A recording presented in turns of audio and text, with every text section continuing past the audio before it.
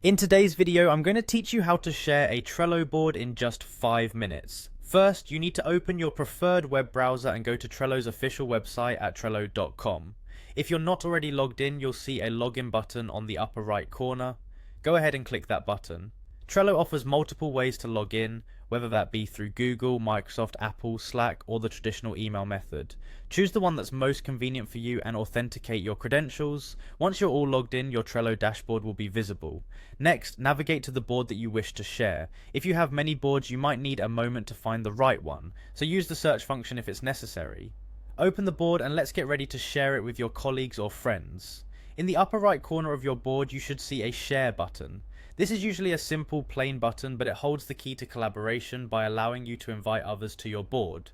Click on this share button to proceed to the next step. Now, it's time to add members. You can invite people by entering their Trello username or email address directly into the provided field. If you're friends with them on Trello, you can even search for them by name. Enter the details of each person you want to invite, ensuring there are no typos to prevent any access errors. Once you've selected who you'd like to invite, it's important to adjust their permissions. Trello gives you the flexibility to make someone a full member with editing rights, or if you prefer, an observer who can only view the content. Choose the right level of access depending on your needs. Do you have a long list of team members to invite?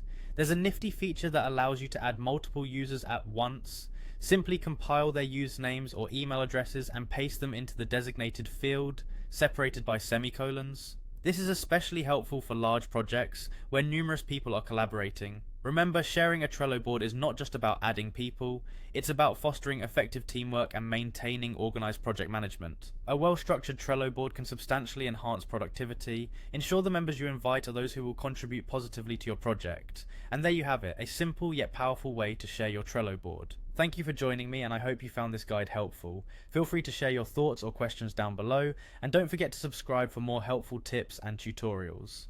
Happy collaborating!